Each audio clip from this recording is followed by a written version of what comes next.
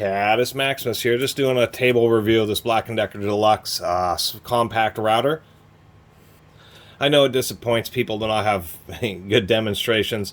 I live in an apartment, and some of these tools like routers are kind of difficult for me to do demonstrations with, and it disappoints me as much as it disappoints you. But at least if I ever make enough money to get into a place that has at least a garage, then I'll be able to do a whole new video series about all these power tools that I have, doing tests and demonstrations. That's kind of the intent.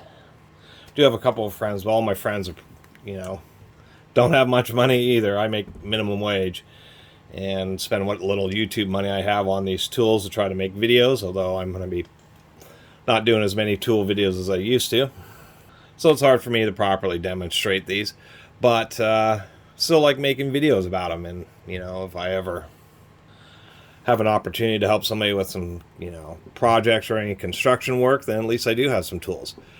More about this Black & Decker Deluxe router. This is from the 80s. Black & Decker had their home utility line, the bright orange stuff, green, various colors.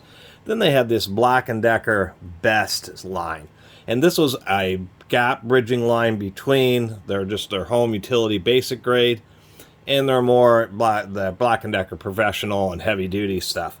They did actually have a Black & Decker Professional branded version of this same body and had a little bit bigger motor, like a 5.5 amp or a 6.5 amp, versus this one, which is just 5.0 amps at 5,300 RPM.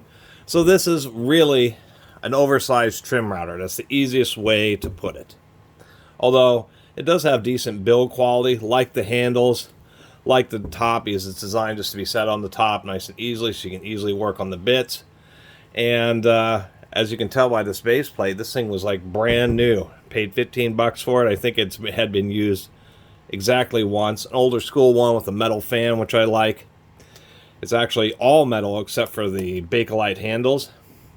And this little graduation here, which I do like, so you can actually do precision adjustments. So what you do is you just loosen the thumb screw here.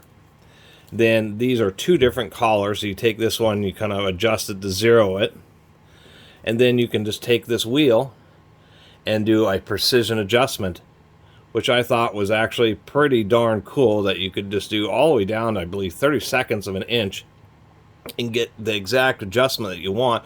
It's actually not a bad setup. That is a steel rack and pinion there, and it does, wow, it's brand new. But I do like this adjustment where it's just super smooth, super easy to get just the right height, and then you just flip down the wing nut. So like a lot of the Black & Decker Best branded drill motors and stuff just aren't my favorite, and they aren't very good. But something like this router actually does use the sealed ball bearings, easily accessible brushes. It doesn't have the best motor, meaning it doesn't have as much power density. It has wider contacts rather than narrower contacts. Let me try to pull this open and see if I can show you. Well, I'll have to stand corrected here. I thought it has a big lower ball bearing, but they're actually using a sleeve upper bearing, which is almost unheard of in a router, just because they're so high speed and because there has to be clearance for a sleeve bearing, and that clearance can lead to a little bit of rattling. So that's kind of the issue with the Black & Decker Best, is they're just really not the best, and they're kind of a shame that they did that. What is interesting is that the field is actually attached to this upper cap. If we look down in here, you can see that there's like a big wide area. So this is the same cap as ones that had ball bearings. They just machined that out to accept the ball bearing, where in this one they just had a little hole for the sleeve bearing. So a little disappointing. That's why I'd only recommend this as like trim router duty. As far as the motor, what I mean is that we can see here that this has really wide contacts. So what that does is there's a few less windings on the motor, and it doesn't achieve quite as high a power density for a given motor weight and size. Also means that since there's less contact points, it doesn't spin quite as fast as it could. What I mean by that is much nicer motors like this will have much more contact so that they can achieve much higher levels of power densities. So that's the disappointment with this. And that's why it's kind of just like an oversized trim router. Not a whole lot of sealing on the motor here. which is kind of unfortunate. Just regular folded contacts. They could have put a bunch more epoxy around the windings at the base there. So really, that's what I mean. It's more like an overblown. It's more like just a large, basically a wide base trim router. That's the easiest way to describe this.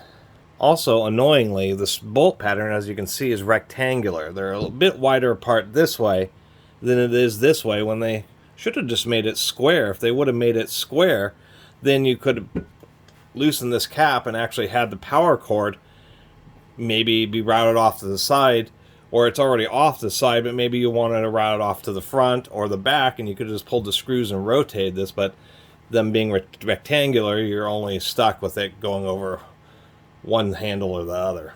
Although being an older unit, I do like these all metal toggle switches. They do have decent, this does have decent brushes. These are actually pretty long, so pretty good life. They're actually pretty thick. I'd say about 3/8 by 1/4 inch by, 3/4 of an inch long. And they do have a little impregnated wire to deliver more current, so can't appreciate that. Brass guide brush holders. So being an older unit, there are still some things that are still kind of nice about it. We'll give it a quick little run here. This is something Black & Decker is notorious for, is having the overmolded strain relief. So you kind of have to find, you got to find a special power cord. It's not easy to replace. Although on this one, it wouldn't be so bad, because since it's just a little notch in this top cover, you can find some other kind of strain relief that will end up fitting right in that notch, so you can put a power cord in there. Doesn't have to be such a great power cord, just because I think this one's only 18 gauge. So on some of the other Black & Decker stuff with this overmolded, it's like the only way you can replace the power cord is finding another one that's similar. Anyway, give this just a quick little run here.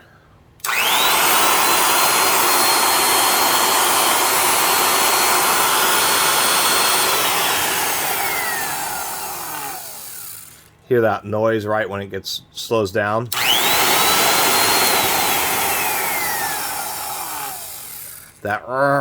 That's the sound of the end of the motor wobbling around and rattling in that sleeve bearing. That's why I'm not a big fan of sleeve bearings.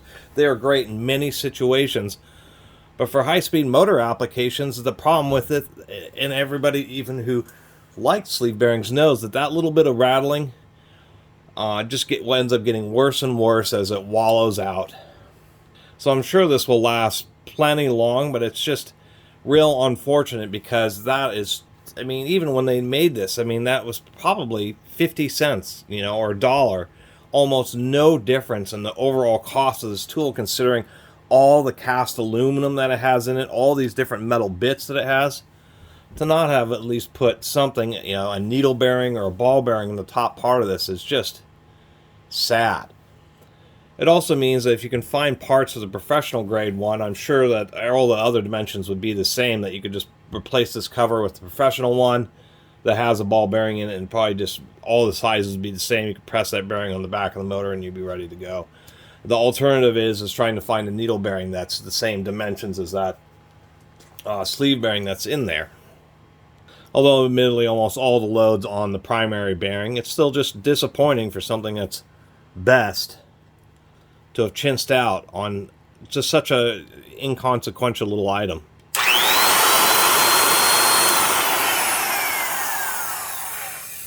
The only other thing to make a note of is, since it does have such a large body and such free-flowing air, I'm pretty sure that you could actually run this pretty hard for long periods of time. The all-aluminum body is going to dissipate a lot of heat. And once again, as just a trim router, it's just like, that's exactly what it'd be like. It's just a trim router with a really wide base for a little bit more stability. But to put it into perspective, like these Porter Cable 7301, this has a 5.6 amp motor. This little guy, surprising enough, it's a little taller. This little trim router has more power than this seemingly pretty mid-sized Black & Decker router, even though it's just trim router specifications. This runs at 23,000 RPM. This runs at 30,000 RPM. And to really put this in perspective, You know, that's, if you're going to do a lot of trim routing, just get a little trim router. This is just nice because it provides more stability on trim louder power levels. But to compare some more, the router you would really want, if you want a compact router, is one of these old Rockwell 1002s. I think it's the same part number under porter cable. These are colloquially termed the R2D2 routers because of their rounded top head. This is just about the same size as this Black & Decker. It's actually a little bit more compact. 5 amps, 6.5 amps. And this thing is just, these are just an absolute institution.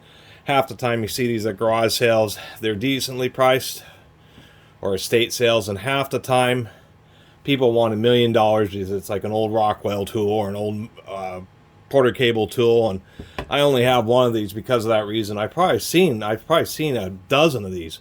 But every time people just are price gouging. That's the easiest way to say it. They think they're worth $100 or something, and I just would never pay that kind of money. I'm really cheap when it comes to tools. One, I don't have that much money, and unless something's essentially like brand new. I mean, I only paid $15 to this Black & Decker, and it was brand new. People just want too much money for their old tools, and it really just is annoying. But one of these old R2D2 Rockwells is what you want if you want just a compact, heavy-duty router. Further comparison, this is the infamous Porter Cable 690. I shouldn't say infamous, it is famous. It's actually one of the Porter Cable's better routers. They're large 15 amp routers. People have kind of had plus and minus experiences. It just kind of depends on what you're using for, whether it's in a router table or freehanding, whether they're plunge or fixed base, etc. But this is a 10 amp router, and we can see it's about the same dimensions as this Black & Decker, except for it is a bit taller. We're talking maybe 1.5 inches taller, and of course weighs more, but it has twice the power as this Black & Decker. And if you want a more realistic router, I'm going to make a video about this one next, but I'll compare it in this video. You wouldn't believe it, but I actually got this for $10. This Makita 3612, which is a very famous, it's probably Makita's most popular and most famous 15 amp router. This thing has triple the power of this Black & Decker at basically the same RPM. They did have variable speed versions. This one was made in '96. Anyway, that's my long wordy review of the Black & Decker Best Deluxe router. When you see the Black & Decker Best, they're really not the best. They're just a fractional step above their low quality homeowners grade, known as home utility. They were calling their tools home utility 100 years ago, back in the 1930s. Remember, Black & Decker sold 1 million corded electric drills by 1930. 95% of them were just their cheapest basic home utility. That's essentially what it was. Do it yourself. I mean, Black & Decker, for as cheesy as amount of the products that they've made, has a really ingrained history in do it yourself in the United States. They're the ones who really made power tools affordable for the masses. I mean, if your grandparents and great-grandparents ever owned a power tool, there's a 99% chance that it was a Black & Decker, just flat out, because that's what they could afford. Not a lot of people in America didn't have money to buy expensive professional-grade stuff. They just needed a basic drill or something else, around, saw around the house, and Black & Decker's who supplied it. And they were kind of using this Best brand to try to bridge that gap, being a little bit more expensive than the basic home utility, but less expensive than the professional brands. Anyway, appreciate you all watching. See you next time.